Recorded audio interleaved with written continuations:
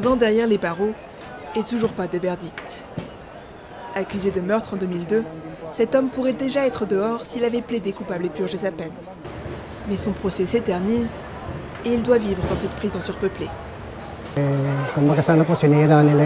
Ils ont détruit ma vie.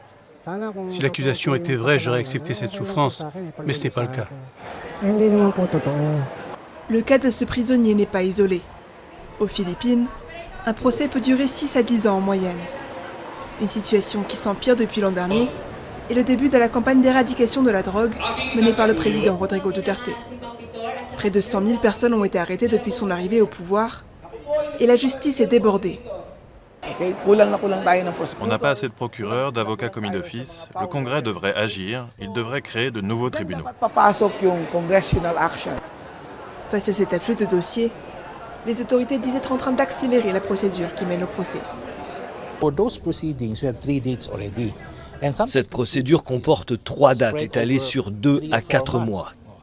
Ces 3 étapes peuvent être faites en une journée. Nos procureurs vont aussi s'occuper des affaires le matin et l'après-midi sans arrêt.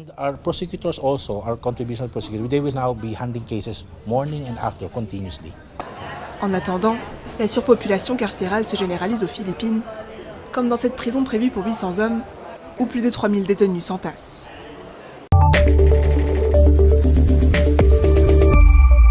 Zahra a fui les violences en Somalie pour trouver refuge en Syrie. Malgré le conflit, elle a décidé de rester car chez elle, la guerre lui fait encore plus peur. Elle a fui Mogadiscio en 2012 après la mort de sa fille, violée et poignardée. Si nous avions voulu fuir vers un autre pays proche de la Somalie, nous n'aurions pas trouvé d'endroit sûr. Il n'y avait que la Syrie.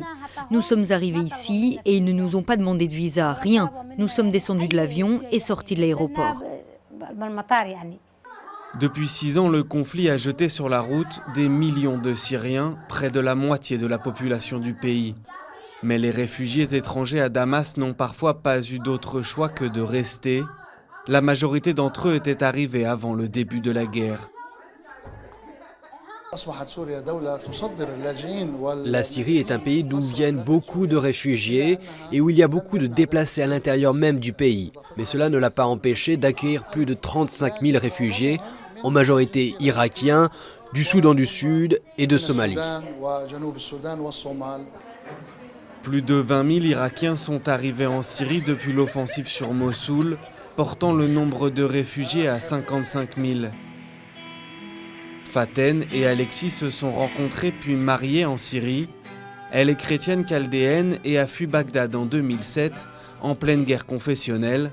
Alexis est lui installé depuis 18 ans à Damas et se retrouve sans papier car la Syrie ne reconnaît pas l'indépendance de son pays, le Soudan du Sud. Quand on est arrivé ici, la situation était bonne. J'ai épousé un homme dont le pays est aussi en guerre et dont la situation est terrible. Nous espérions que les Nations Unies allaient nous sortir d'ici, mais toutes nos demandes ont été rejetées. La catastrophe, c'est que la situation ici aussi est devenue mauvaise. Où qu'on aille, ça empire. On ne sait pas quoi faire. Certains réfugiés racontent avoir échappé de peu au combat près de Damas. Dans cette petite église de la banlieue de la capitale syrienne, ils viennent donc tenter d'oublier 2 guerres, celle qui les entoure tous les jours en Syrie et celle qu'ils ont laissée derrière eux dans leur pays.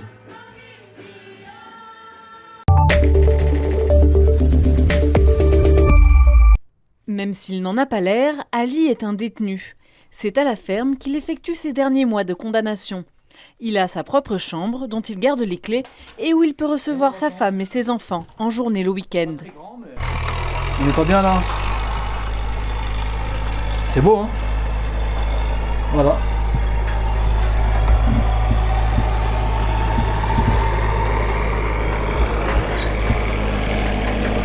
Mon voisin là qui passe en tracteur. Ils vont faire les foins cet après-midi. Cas unique en France, la ferme de Moyenbry accueille depuis 2003 une vingtaine de résidents en fin de peine, tous lourdement condamnés. Ici, ils travaillent 21 heures par semaine et sont rémunérés. Ils peuvent circuler dans les 25 hectares non clôturés du domaine, mais pas au-delà. Ce serait considéré comme une évasion. Sport, sortie encadrée, ils réapprennent progressivement la liberté. Ils restent ici en moyenne 7 mois et sont encadrés par 7 personnes. Toutes les personnes qui sont en prison n'ont qu'une envie, c'est de sortir de prison. Là, c'est faux en fait. C'est faux parce que le monde extérieur fait très peur. Surtout quand on a fait une longue peine, et surtout quand on est tout seul, quand on n'a pas de famille, quand on n'a pas d'enfants, pas de femme. Se retrouver tout seul dehors, ça fait très peur. Chaque détenu intègre volontairement les lieux. Les candidatures sont triées sur le volet, validées par la ferme, l'administration pénitentiaire qui verse pour eux une indemnité journalière et le juge d'application des peines. Ils apprennent ou réapprennent un métier. Olivier était agriculteur avant d'être condamné à 7 ans de prison. Très très heureux d'être ici.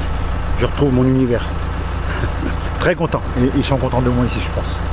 Ali supervise la production de fromage de chèvre.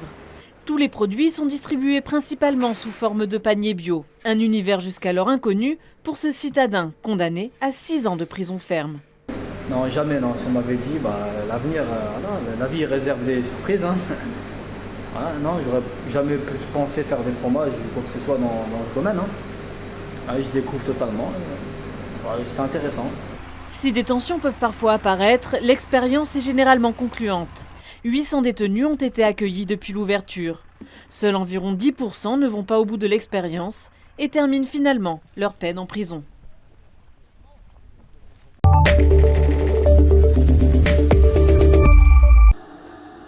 Il y a 2 ans, comme chaque matin, Ntabiseng Mabouza attendait le bus pour aller au travail.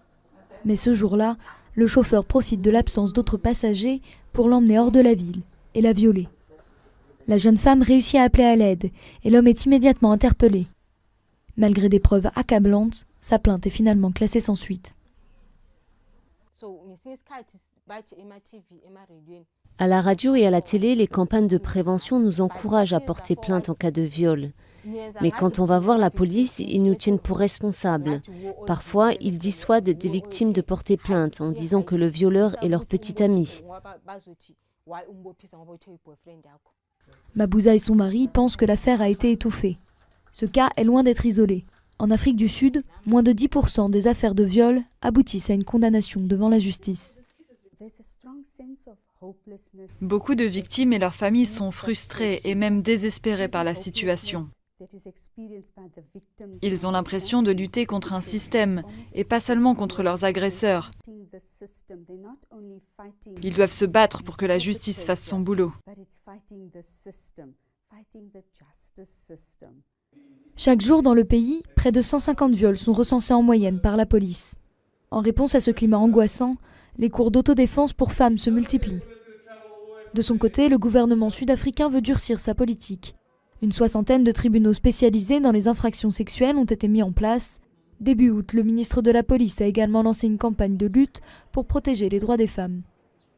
Il faut que la population retrouve confiance en la police. Nous devons apporter une solution à ces millions de personnes qui dénoncent l'incapacité de nos forces de police à traiter correctement ce problème. Plus aucune femme ne devrait être renvoyée d'un commissariat sans avoir été entendue. Cette année, plusieurs manifestations ont été organisées suite à des agressions violentes contre des femmes. Pour lutter contre le sentiment d'impunité des agresseurs et le silence des victimes qui domine encore largement la société sud-africaine.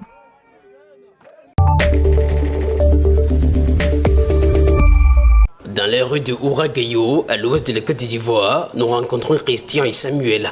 Depuis le début des vacances scolaires, ces 2 jeunes écument les petits boulots. Ce travail, je n'ai pas honte de le faire parce que c'est le travail que je fais pour avoir l'argent pendant chaque vacances. Cette activité que je fais me permet d'avoir au moins 100 000 francs pour ces 2 mois de vacances pour aider les parents pour la scolarité. Dans ce maquis très fréquenté de la ville, ils assurent le service après-vente. Avant l'ouverture du maquis, Christian et Samuel ont l'obligation de passer quotidiennement le balai et de procéder à la mise en place. Un travail qui dure parfois très tard le soir à la fermeture de l'établissement. Eric, lui, il passe son temps pendant les vacances dans ce salon de coiffure pour hommes. Au lieu de rester à la maison, je pouvais venir ici pour avoir aussi sur moi pour payer mes fournitures, aider mes parents aussi à payer ma scolarité, comme je ne suis pas affecté par l'État. Pour la plupart, la situation précaire des parents, qui ont souvent plusieurs enfants à charge, conduit ces écoliers à exercer de petites activités pendant les vacances. Par faute de moyens, Estelle, elle, a été contrainte d'abandonner l'école. Elle envisage de reprendre le chemin de l'école car ses vacances ont trop duré. Je vais maman avant du jus. Cela me permet d'avoir un peu d'argent pour la rentrée parce que mes parents n'ont pas assez d'argent. Sans le savoir, les jobs de vacances constituent une belle opportunité pour se faire de l'argent et une initiation à l'entrepreneuriat. Dans les milieux aisés, les jeunes commencent déjà à façonner leur future carrière pendant leurs vacances. Mais en zone rurale où la pauvreté semble endémique, vendre des galettes au bord du trottoir relève d'un exercice de survie pour ces élèves qui pensent à se faire un peu de sous pour préparer la rentrée qui s'annonce déjà.